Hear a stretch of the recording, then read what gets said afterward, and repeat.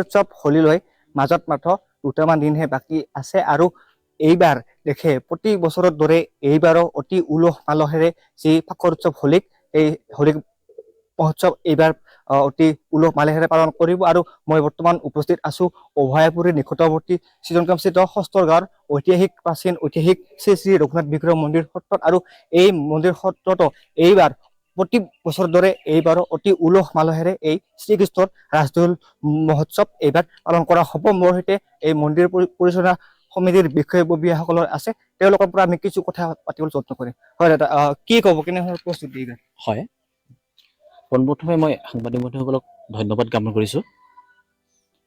হয়, আমাৰ অন্য বছৰৰ দৰে এইবেলিও আমি শ্ৰীকৃষ্ণৰ ৰাজদৌল আৰু পঞ্চমী দৌল আমি শ্ৰী শ্ৰী ৰঘুনাথ বিগ্ৰহ মন্দিৰ পৰিচালনা সমিতিয়ে অনুষ্ঠিত কৰিছোঁ। এইবেলি আমি অহা 2 মাৰ্চৰ পৰা যি হ'বলগীয়া মানে দৌল উৎসৱ, তাত আমি প্ৰথম দিনা আমি 2 মাৰ্চত থাকিব অধিবাস। আমি দ্বিতীয় দিনা অৰ্থাৎ আমাৰ 3 মাৰ্চৰ তাৰিখে আমাৰ প্ৰভুক আমি প্ৰতিষ্ঠা কৰিম 8 বজাত, আৰু 9 বজাৰ পৰা পূজা আৰম্ভ হ'ব। হোমযজ্ঞ আমাৰ পূজাখন অন্য বছৰৰ এইবেলিও আৰম্ভ হ'ব, আৰু 1 বজাৰ পৰা আমাৰ পুষ্পাঞ্জলি চলি থাকিব। তাৰপিছত এনেকৈ নাম প্ৰসংগটো চলি থাকিব দিনজোৰা কাৰ্যসূচীৰে। তাৰপিছত আমি সন্ধিয়া ধৰ্মীয় পৰম্পৰা হিচাপত নাম প্ৰসংগৰে আমি সামৰণি মাৰিম। আৰু 4 মাৰ্চৰ তাৰিখে আমি ঠিক একেদৰে আমি নাম প্ৰসংগৰে পূজা ভাগ আৰম্ভ কৰিম, হোমযজ্ঞ চলি থাকিব। তাৰপিছত আমি সন্ধিয়া ঠিক এটা বিশেষ আকৰ্ষণীয় মানে অনুষ্ঠান ৰাখিবলৈ যত্ন কৰিছোঁ। আমাৰ সকলোৰে শ্ৰদ্ধাৰ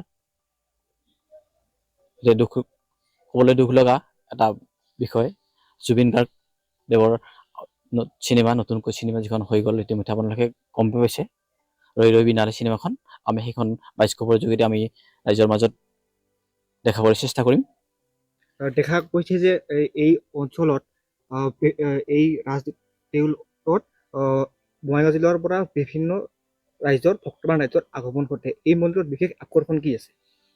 আচলতে এই মন্দিৰৰ বিশেষ আকৰ্ষণ বুলি ক'বলৈ গ'লে, আমাৰ ইয়াতে যিটো আধ্যাত্মিক দিশটো আমি বেছি গুৰুত্ব দিয়া হয়। আচলতে ইয়াত আমাৰ ঐতিহাসিক যি আমাৰ ৰামপুৰ ফু আছে, ৰামপুৰ ফু আচলতে আমাৰ 16শ শতিকা অৰ্থাৎ আমাৰ কোচ ৰজা নৰনাৰায়ণ চিলাৰ দিনৰ পৰা আমাৰ প্ৰতিষ্ঠিত এই মন্দিৰত আমাৰ মানে ভাৰতবৰ্ষৰ ভিতৰত অন্যতম মানে বহি থকা সেউজীয়া ৰামৰ মূৰ্তি।